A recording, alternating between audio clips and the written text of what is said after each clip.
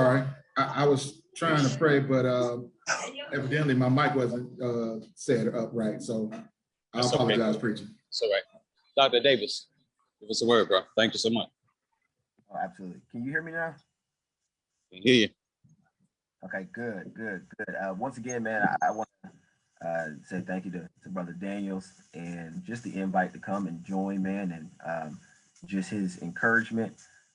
Over the years since I've been in ministry, I'm just appreciative. I know that a lot of us are getting ready to head out to the job, so let's jump right into it. I'm gonna come out of the book of Proverbs, chapter 8. I'm gonna begin reading at verse 32, culminate at verse 36, which Solomon writes. He says, "And now, O sons, listen to me. Blessed are those who keep my ways. Hear the instruction and be wise, and do not neglect it. Blessed is the one who listens to me, watching daily at my gates, waiting beside my doors. For whoever finds me finds life and obtains favor from the Lord. But he who fails to find me injures himself. All who hate me love death." I want to talk quickly just from the title and the subject of seeking wisdom.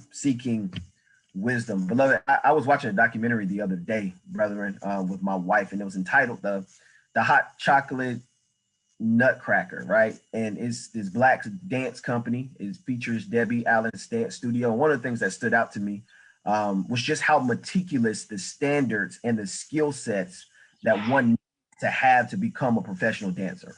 And what I found out is that in order to be invited into a professional company, a studio, an academy, or production, you need not only a knowledge of dance history, but you also need to know technique. You need the requisite strength and stamina. You need kinesthetic awareness. You need the proper anatomical alignment of hips to legs to ankles to feet. In other words, there is a super specific standard and a specific set of skills that one needs to become a professional ballerina. And the same thing applies to professional musicians working and auditioning for a spot in a philharmonic or symphony orchestra. You need not only just to know how to read music, but you have to understand tempo and pacing and technique. You have to have a certain dexterity and build up certain calluses on your hands. You have to have the motivation and discipline. So there's this standard here and this specific set of skills that you need to become a professional musician. The same thing applies to professional athletes. Beloved, you know, we don't just have to have the desire to play the game, but you have to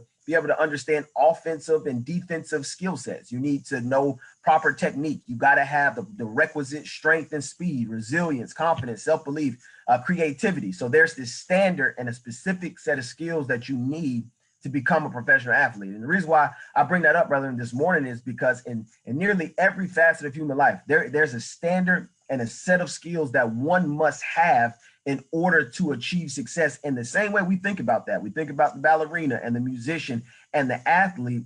That is how the Jewish people thought about wisdom. That's how they thought when they talk about being wise.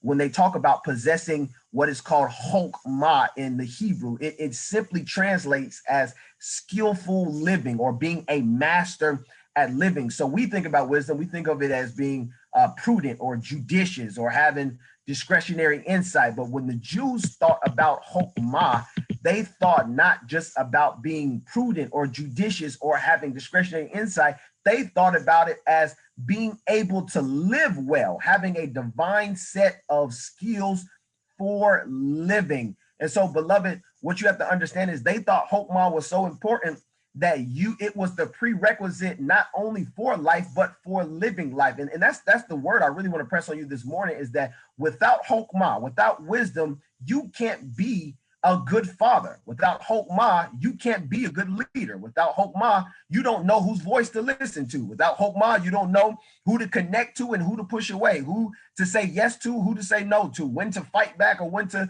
put your weapons down. Without chokmah, you can't live well.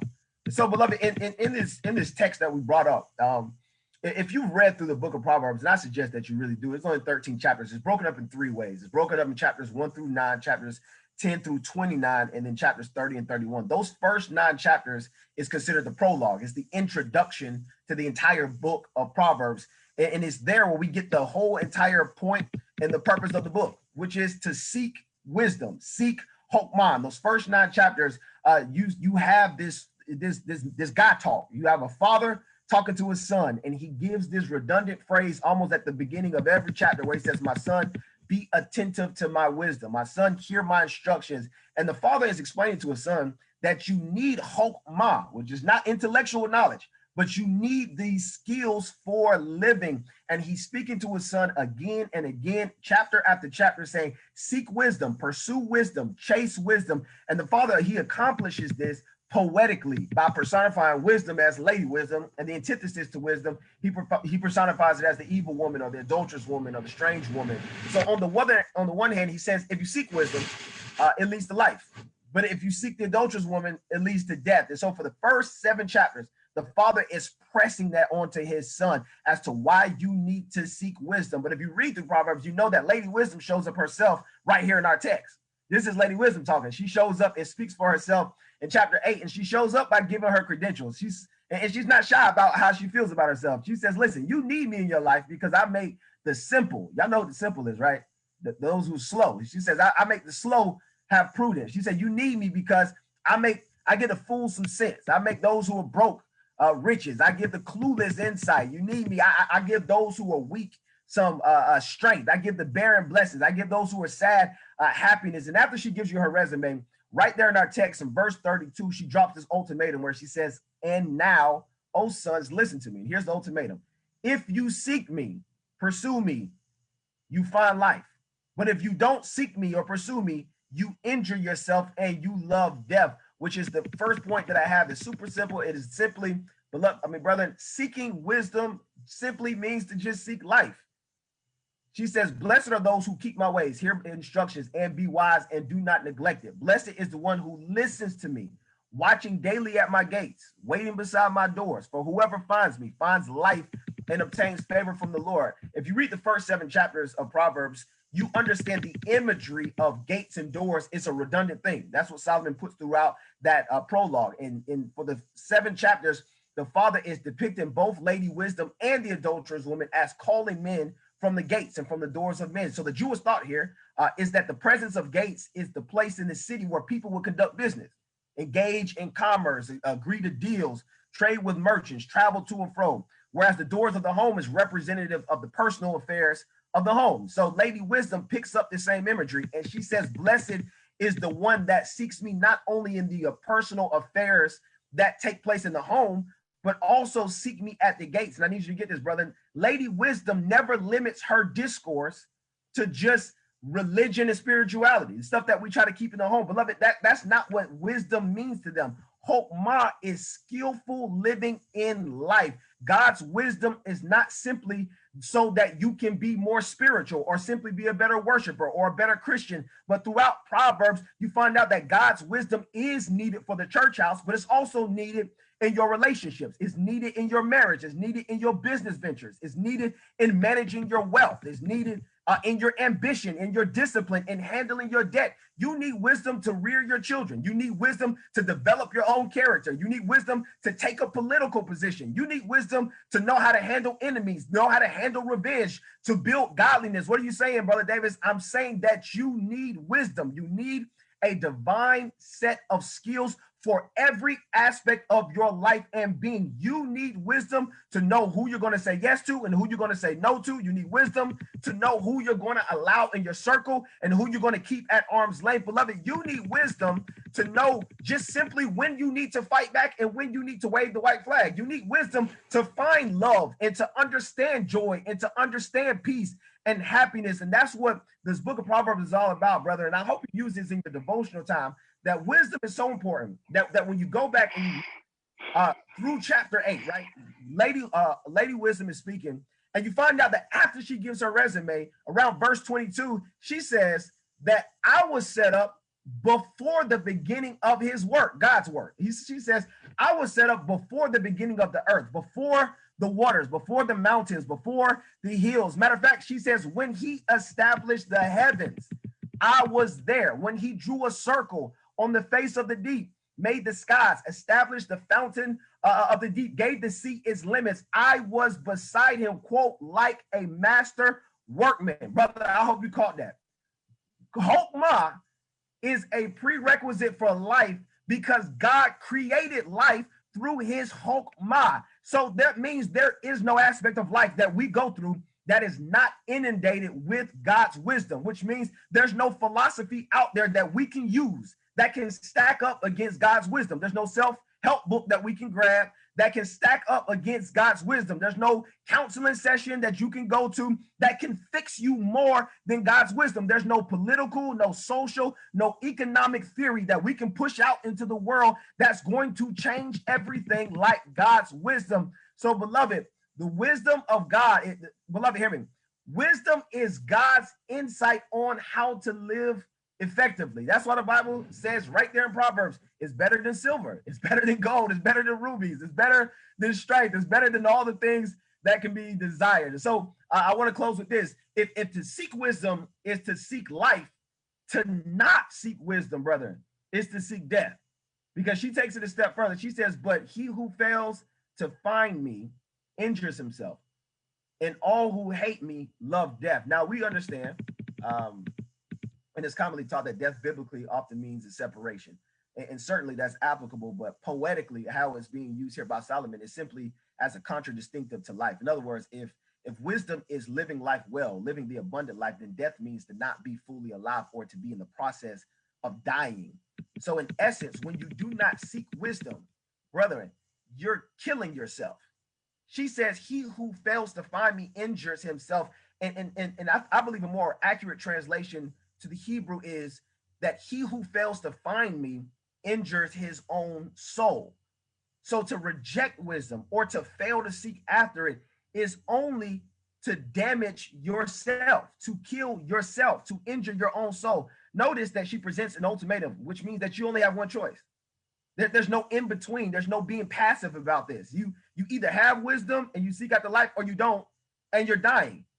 And I need you to see it, because when you think something is solid advice, if you can't stack it up against God's wisdom, then you're only doing damage to your soul.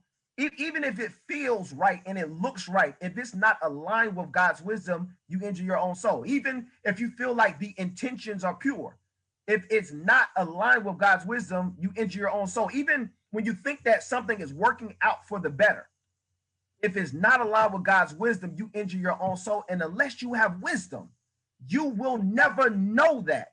And you will continue to injure your own soul. Beloved, in chapters 1-7, you notice that the father, he tells the son that not seeking wisdom is like a fattened ox being led to the slaughter. Or he says, not seeking wisdom is like being a bird chasing a food into a snare. It feels right and it looks right and it seems right and it seems like it's the best decision. But every step, you're only getting closer and closer and closer to disaster, to chaos, to injury, and to death. And so, beloved, that's why she gives us this ultimatum. If to seek wisdom means seeking life, to not seek wisdom is to do damage to your own soul. You're killing yourself. And I'm gonna close with this story. One of my favorite shows that I watch is, and I hope you guys have seen it, it's called My 600 Pound Life, right? And if you don't know what My 600 Pound Life is, it's simply a show where people they're morbidly obese. They weigh 400, 500, 600, even 700 pounds. And it's people who are dealing with internal issues and they take comfort in eating food. And the problem is, the thing that brings them the most joy is the very thing that's killing them. And it's killing them slowly robbing them of their life. They're bedridden. Most of them are immobile. It's causing their heart to fail. But what you find out is that my favorite character on the show is this doctor by the name of Dr. Now. He's an Iranian doctor. And I love Dr. Now because Dr. Now reminds me of Lady Wisdom. He gives them an ultimatum. He gives them an ultimatum, and it's straight up. He's cutthroat. He says, listen, if you don't stop eating like this, then you're going to die. And he says, if you don't cut these calories, you'll be dead by next year. And he says that if you don't, and he gives them an ultimatum. He says essentially that I need you to follow my directions, follow my plans, follow my exercise routine, and you'll have your life back. But if you don't, you'll die. He says, listen, I'm trying to equip you with the skill set to live.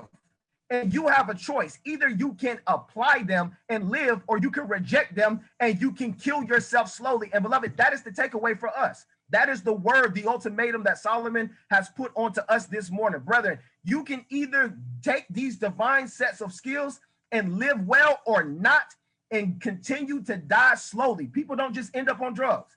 People don't just end up in a drunken stupor.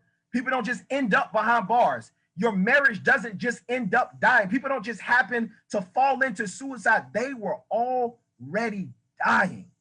And so, beloved, that's the ultimatum I want to leave you with, that either you can seek wisdom or you can seek death. The choice is yours. God bless you. Well. Thank you, Dr. Davis. What a word, what a word, what a word, what a word, what a word. Y'all got y'all Hope Ma this morning? Y'all got y'all Hope Ma. Dave, I knew you was going to bless us, man, with something powerful, man, powerfully profound. Thank you so much for dedicating yourself to the word, man, bringing us something that we can chew on, something that'll stick to the ribs, man, spiritually. So thank you. And God bless you even on this morning.